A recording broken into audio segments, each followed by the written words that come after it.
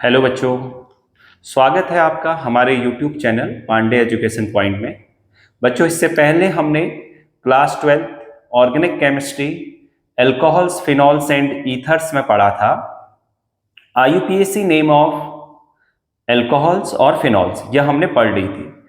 इसी में कुछ हम नोमेनक्लेचर अभी हमें ईथर का पढ़ना है। तो इससे पहले हम देखते हैं कि जो structure of alcohol, phenol and ethers, तो टॉपिक है structures of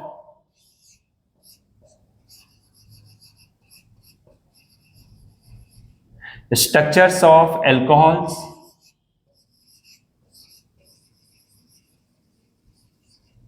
comma phenols and ethers.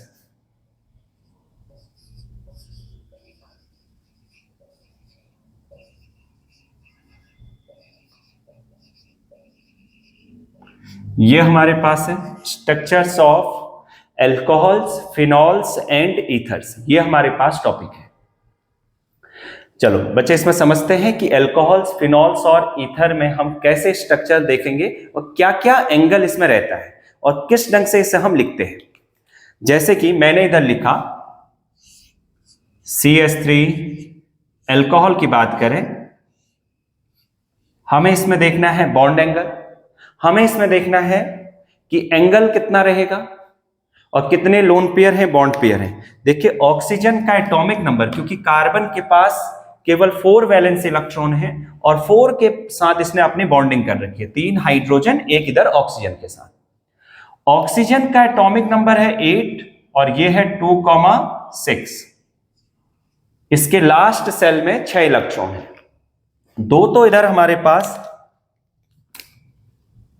Sharing में पार्टिसिपेट कर रहे हैं, 4 बच गए इधर से, 1 2, ये हमारे पास है। इस ढंग से लोन पेयर को हमने डिनोट किया, ये हमारे पास है 4, इसमें हमारे पास लोन पेयर इलेक्ट्रॉन है। अगर इस कार्बन एटम की बात करें कि ये कितना हाइब्रिडाइज्ड होगा, तो इसे स्ट्रक्चर को मैं इधर ओपन कर रहा हूं, CH3 फिर O फिर H, और इसमें 2 हैं लोन पेयर इस ढंग से। तो यहां पर हमारे पास क्या है, 4 सिग्मा बॉन्ड है। देखिए 1 सिग्मा, 2 सिग्मा, 3 सिग्मा और 4 सिग्मा। तो 4 सिग्मा है, तो इसका मतलब ये जो कार्बन एटम है वो sp3 हाइब्रिडाइज्ड है, ये है sp3। आगे अगर देखें हम, यहां पर हमारे पास 2 सिग्मा है और इसमें इस ऑक्सीजन एटम पे 2 लोन पेयर है। तो हम कैसे चेक करते हैं हाइब्रिडाइजेशन को, हम इधर चेक करते हैं hybridisation equals to bond pair plus lone pair.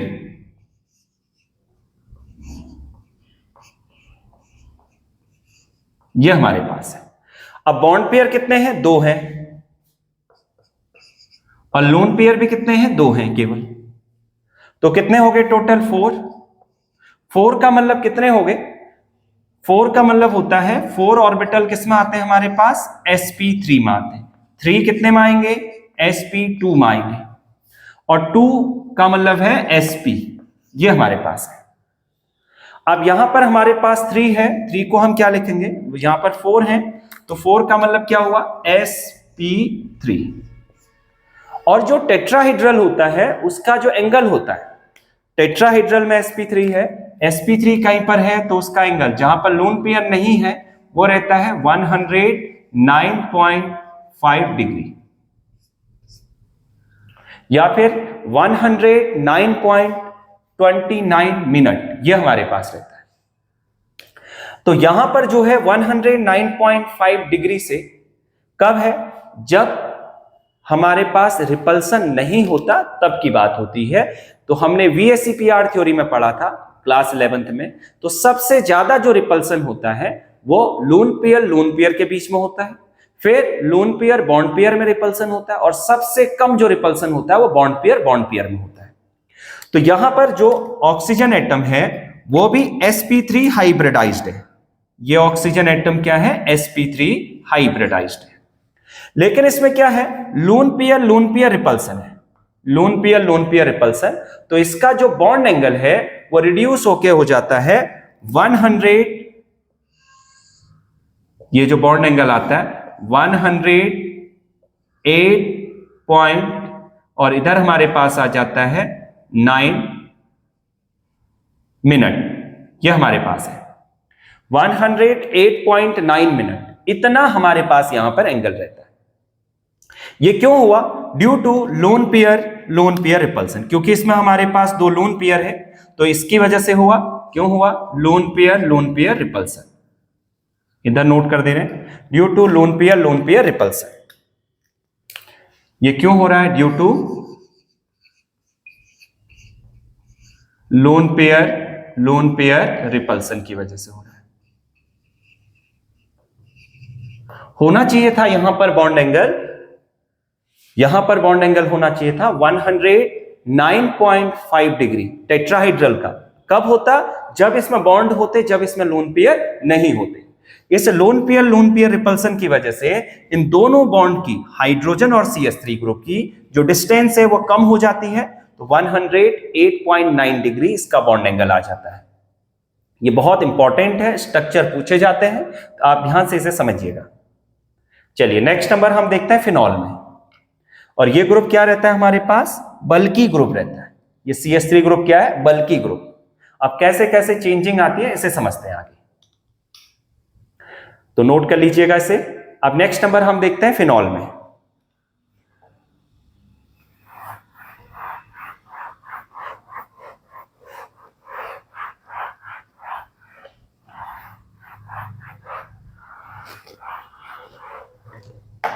Phenol में किस ढंग से रहता है देखिएगा,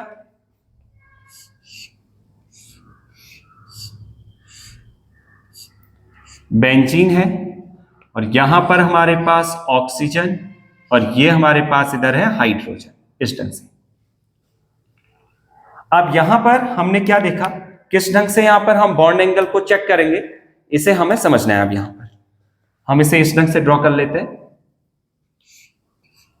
H, क्योंकि एंगल को हमें यहां पर देखना है यहां पर।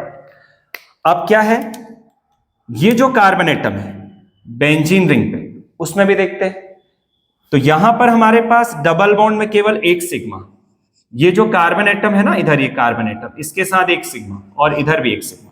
हाइब्रिडाइजेशन ऑर्गेनिक में हम जब भी चेक करेंगे केवल सिग्मा को ही हम चेक करेंगे। सिग्मा बॉन्ड कितने हैं? तो total number of sigma bond 3 का मीनिंग है कि ये sp2 हाइब्रिडाइज्ड होगा। ये कार्बन एटम क्या है? sp2। अब ये ऑक्सीजन एटम को चेक करते हैं, 1 और 2, ये हमारे पास 2 इलेक्ट्रॉन है। टोटल इसमें हमारे पास कितने हैं? 3 4 5 6, मतलब 6 इलेक्ट्रॉन है। 2 इसमें हमारे पास क्या है? लोन पेयर है। वही सेम कंडीशन जैसे कि अल्कोहल में हमने पढ़ा था। तो यहां पर वही सेम हाइब्रिडाइजेशन को चेक करेंगे। हाइब्रिडाइजेशन को चेक करें अगर, तो इस ऑक्सीजन एटम पे lone pair plus bond pair, lone pair plus bond pair. Lone pair कितने हैं? 2 हैं यहां पर, और बॉन्ड पेयर भी कितने हैं? 2। तो 4 का मतलब क्या है? sp3। ये कार्बन एटम भी, ये ऑक्सीजन एटम भी क्या है? sp3 हाइब्रिडाइज्ड है। तो यहां पर हमारे पास हाइब्रिडाइजेशन क्या होगा? sp3, इधर नोट करते हैं sp3। लेकिन ऑक्सीजन क्या है? ये जो बेंजीन रिंग दिख रही है आपको फिनॉल में, तो यहां पर ये बहुत बल्की ग्रुप है। तो जिसकी वजह से क्या है? बल्की मतलब बड़ा ग्रुप, जिसकी वजह से क्या है कि ये बॉन्ड एंगल में कुछ कम चेंजिंग आती है।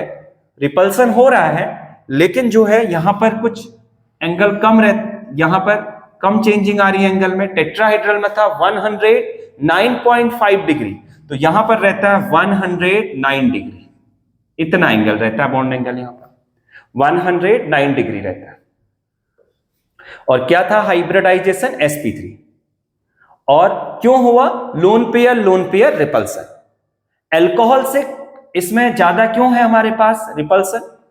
अल्कोहल से हमारे पास सॉरी अल्कोहल से कम रिपल्सन क्यों है फिनॉल में? क्योंकि यहां पर देखो एंगल कितना आया 109 डिग्री और उसमें कितना था 108.9 मिनट। तो यहां पर इसलिए हुआ क्योंकि ये थोड़ा मिथाइल ग्रुप के कंपैरिजन में बड़ा ग्रुप है, बल्कि ग्रुप है। अब हम आगे समझते हैं नेक्स्ट नंबर ईथर में। फिर हम सारी कुछ प्रॉपर्टीज देखेंगे कि इसमें बेंजीन रिंग में हमारे पास क्या रहता है कि रेजोनेंस रहता है, रेजोनेंस की वजह से बॉन्ड लेंथ भी कम हो जाती है। ये सारी चीजें हम आगे समझेंगे। नेक्स्ट नंबर आते हैं ईथर में।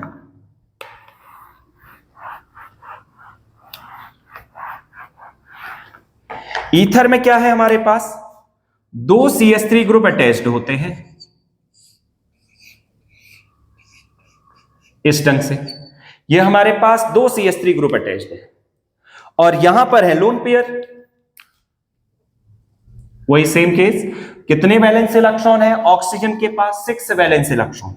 2 शेयरिंग में पार्टिसिपेट कर रहे हैं और 4 बच रहे हैं इधर से। ये हमारे पास है लोन पेयर इलेक्ट्रॉन और ये है बॉन्ड पेयर इलेक्ट्रॉन। और इस ग्रुप को हम नेम बोलते हैं, जो CH3 ग्रुप है ये है बल्कि ग्रुप, बड़े बड़े ग्रुप अटैच्ड है। तो इनके बीच में क्या हो जाता है इस केस में, ईथर के केस में, तो यहां पर bond pair repulsion greater than lone pair. ठीक है, जो बॉन्ड पेयर के बीच का रिपल्सन है तो वो ग्रेटर होता है किसके कंपैरिजन में? लोन पेयर रिपल्सन के कंपैरिजन में। तो यहां का जो बॉन्ड एंगल है ना वो कुछ बढ़ जाता है।